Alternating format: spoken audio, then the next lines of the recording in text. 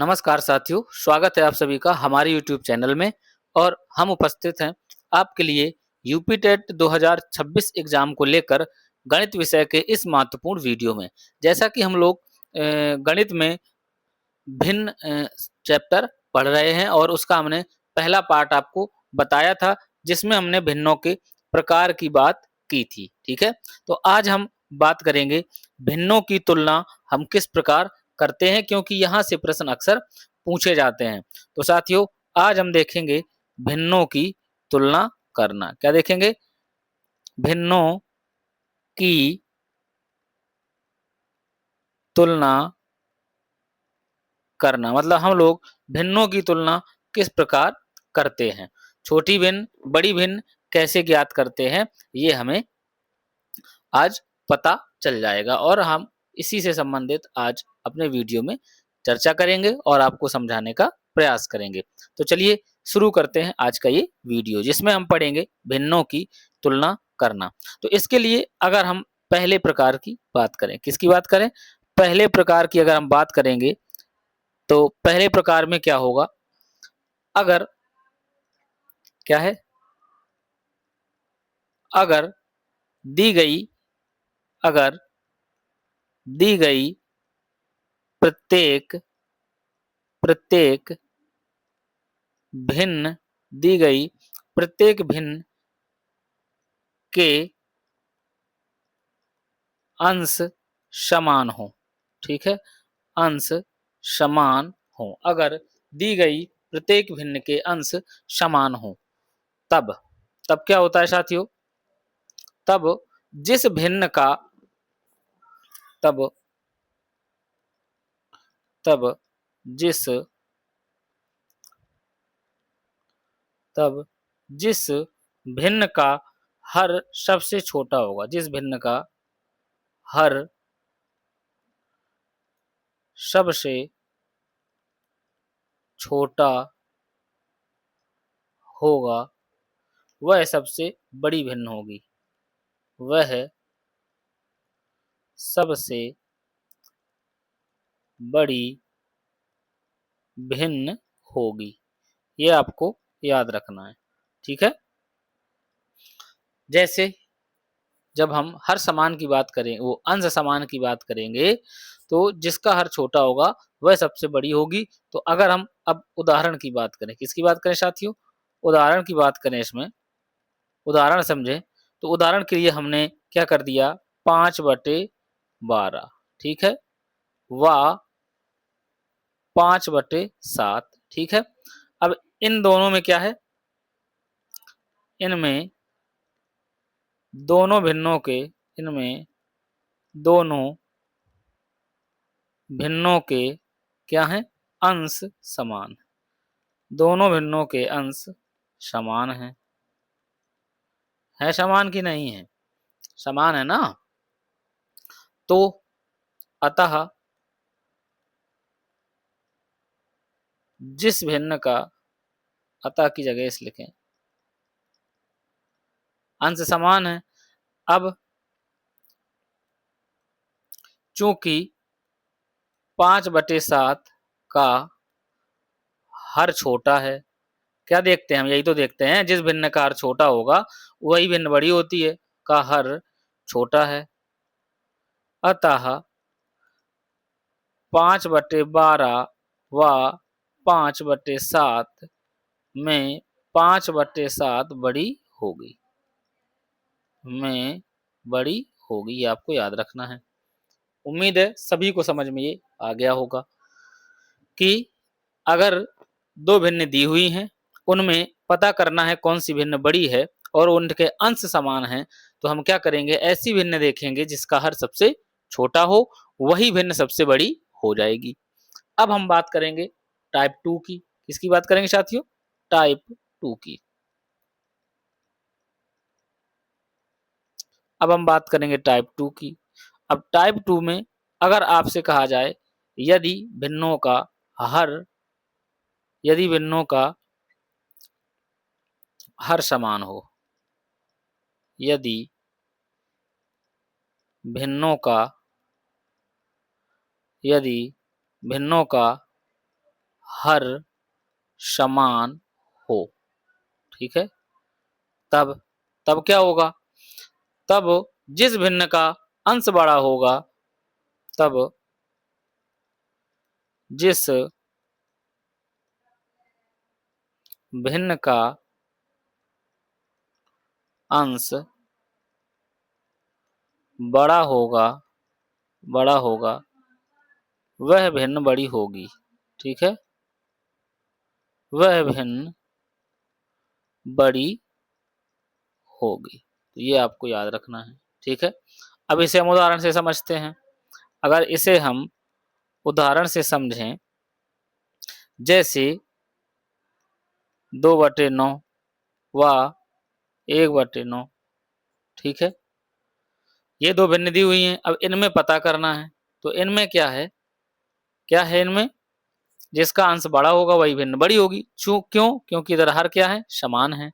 जब दोनों के हर समान है तो हम अंश देखेंगे किसमें बड़ा है, तो इधर लिखेंगे चूंकि 2/9 का अंश बड़ा है ना, अतः 2/9 व 1/9 में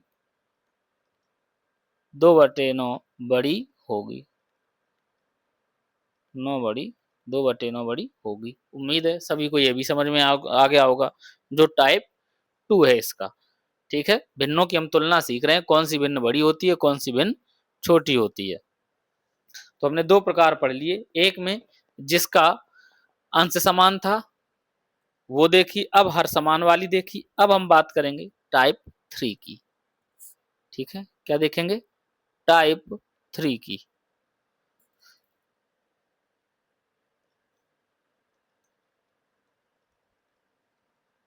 अब हम देखेंगे टाइप 3 क्या होगा। अब टाइप 3 में जो सिचुएशन आएगी, अब हम उसे समझेंगे। देखिए टाइप 3 में क्या है, यदि यदि यदि दी गई भिन्नों में, यदि दी गई भिन्नों में क्या है, अंश व हर का अंतर समान हो। क्या है, अंश व हर का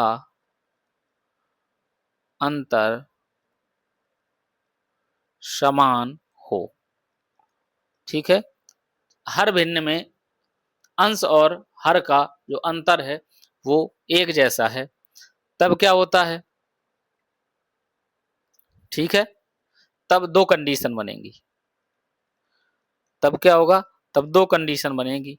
और दो कंडीशन में जो पहली कंडीशन क्या होगी, अगर अगर हर बड़ा है, अगर हर बड़ा है तो, ठीक है, अगर हर बड़ा है तो इसमें क्या देखेंगे, अब इसमें हम देखते हैं, अगर हर बड़ा है तो हम देखेंगे जिस भिन्न का अंश सबसे बड़ा होगा। क्या देखेंगे, जिस भिन्न का अंश सबसे बड़ा होगा। अगर हर बड़ा है तो इधर से लिखते हैं, जिस भिन्न का अंश सबसे बड़ा होगा वही भिन्न बड़ी होगी, वही भिन्न बड़ी होगी। अब इधर उदाहरण देखते हैं इसका। ठीक है, उदाहरण में लिखा हुआ है आपके सामने 3/4, ठीक है, 5/6, 7/8, 11/12। ठीक है, ये लिखा हुआ है इस तरीके से। तो अब हम क्या देखेंगे इधर, जब हम इधर देखते हैं तो इधर देखिए सबके हर में और अंश में एक का अंतर आ रहा है। मतलब अंश व जो हर का अंतर है वो समान है दोनों में, है कि नहीं है? अंश और हर का अंतर दोनों में समान है, सभी भिन्नों में, चारों भिन्नों में। तो अब हम क्या देखेंगे? अब हम देखेंगे कि हर बड़ा है इसमें, है ना? क्या है साथियों? अब इसमें हर बड़ा है, ठीक है? और जब हर बड़ा है तो हमने क्या बताया? भिन्न का अंश, जिस भिन्न का अंश सबसे बड़ा होगा। अब इसमें, इनमें इधर लिखें, इनमें इनमें 11/12 का अंश सबसे बड़ा है, अंश सबसे बड़ा है, ठीक है? अतः 11/12 सबसे बड़ी होगी, सबसे बड़ी होगी। अब देखिए इसका एक तरीका और है, अगर आपको ऐसे नहीं समझ में आ रहा है तो आप भाग दे के भी सीधे-सीधे देख लीजिए। 4 का भाग इधर से जैसे आप देखेंगे तो 4 का भाग 3 में दे लीजिए, 6 का भाग 5 में दे लीजिए, 8 का भाग 7 में दे लीजिए, है ना? 12 का भाग 11 में दे लीजिए। अगर आपको ये ट्रिक नहीं याद रखनी है तो आप भाग दे के भी सवाल का उत्तर ज्ञात कर सकते हैं, लेकिन अब उसमें थोड़ा टाइम लगेगा। तो इस वजह से टाइम की बचत करने के लिए हमने आपको ये सीधे बता दिया कि जिस भिन्न में अगर हर बड़ा है सभी भिन्नों में, तो जिस भिन्न का अंश सबसे बड़ा होगा वही भिन्न सबसे बड़ी होगी, ठीक है? अब सेकेंड नंबर सिचुएशन देखेंगे। अब अगर हर छोटा हो, ठीक है? अगर हर छोटा हो मतलब अंश बड़ा हो, तो क्या सिचुएशन आएगी? अगर अंश बड़ा हो तब क्या सिचुएशन आएगी? देखिए साथियों, अगर अंश बड़ा है तब सिचुएशन आएगी सबसे कम अंश वाली भिन्न। क्या होगा? सबसे कम अंश वाली भिन्न।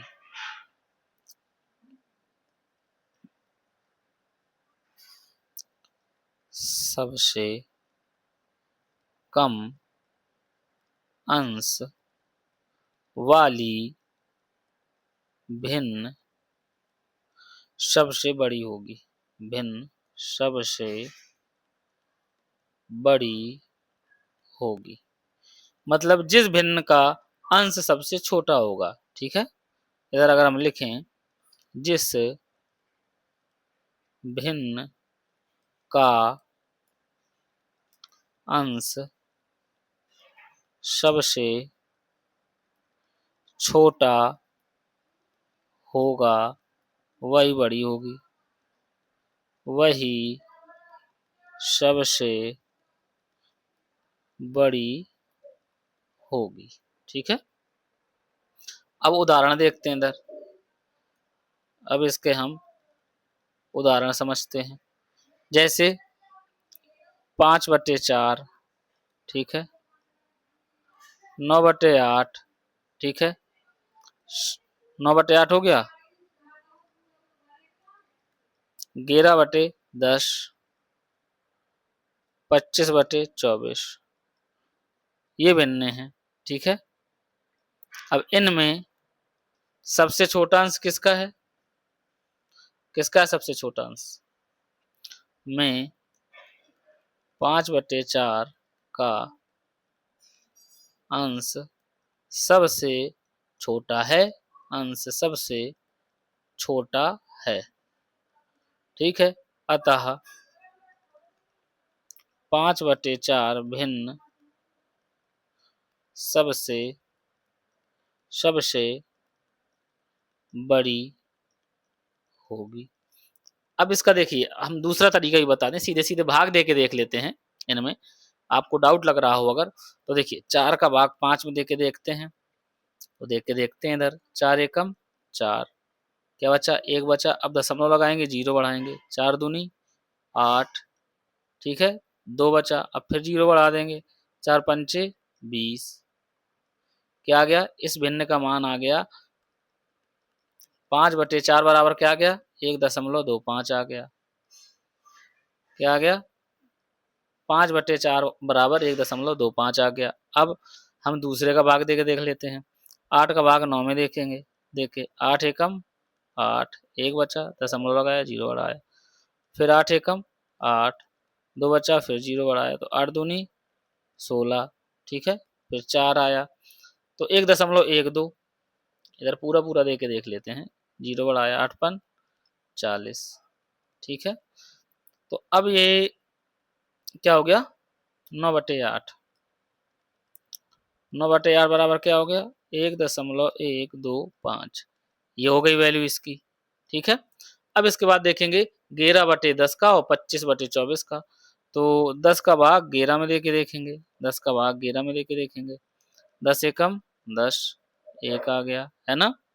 दशमलव लगाया, 0 बढ़ाया, फिर 10 एकम 10, 0, मतलब 1.1 आ गया। तो 11/10 बराबर 1.1, ठीक है, 1.1 आ गया। इधर हम 0 भी रख सकते हैं, तो कोई मतलब नहीं है, तो ये आ गया 1.10 आ गया इधर, ठीक है। अब इसके बाद हम देखेंगे 25/24 का। तो 24 भागे 25 करेंगे, तो 24 एकम 24, 1 आ गया, 0 बढ़ाएंगे, दशमलव लगाएंगे पहले, फिर 0 बढ़ाएंगे, फिर भाग नहीं जा रहा है तो इधर 0 लगाएंगे, फिर 24 चौको 96, ठीक है, 4 बचेगा इधर। तो अब हम इधर से ही मोटा मोटा अंदाज लगा देते हैं कि 25/24 का मान क्या आ गया, 1.04 आ गया। क्या आ गया, 1.04 आ गया। तो अब हम चारों भिन्नों का मान देख रहे हैं इधर से, ठीक है। इसका मान है 1.25, इसका मान है 1.125, इसका मान 1.10 और इसका मान 1.04। तो आपको स्पष्ट दिखाई दे रहा है कि जो 5/4 है, इसका मान सभी भिन्नों में सबसे बड़ा है, ठीक है। तो देखिए हमने इसे दूसरे तरीके से भी हल करके देख लिया, ये हमारी ट्रिक है। देखिए जो हमने आपको इधर ये तरीका बताया उदाहरण में, ये हमने ट्रिक से बताया। क्या है कि जिन भिन्नों का अगर अंश और हर अलग अलग है और साथ में समान अंतर है, समान अंतर है अंश व हर में सभी भिन्नों में, तो हम क्या करते हैं, अगर अंश बड़ा है, अगर अंश बड़ा है मतलब हर छोटा है, तो जिस भिन्न का अंश सबसे छोटा होगा वही भिन्न सबसे बड़ी होगी। तो ये हमने सीधे आपको ट्रिक बताई, लेकिन हमने आपको एक तरीका ही बता दिया कि अगर आपको नहीं समझ में आ रहा है कि ये कैसे होगा, तो हम भाग दे के सीधे सीधे देख लेंगे, तो हमें इसका उत्तर पता चल जाएगा। उम्मीद है सभी को ये चीज समझ में आई होगी। अब ऐसे ही जो अगला तरीका है उसको हम देखते हैं, ठीक है। तो देखते हैं हम, अभी हमने कौन सा टाइप देखा, टाइप 3 देखा। अब हम टाइप 4 देखेंगे इधर से, ठीक है। क्या देखेंगे, टाइप 4।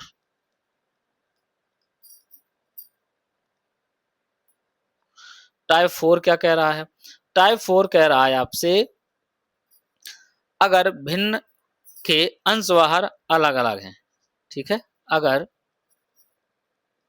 अगर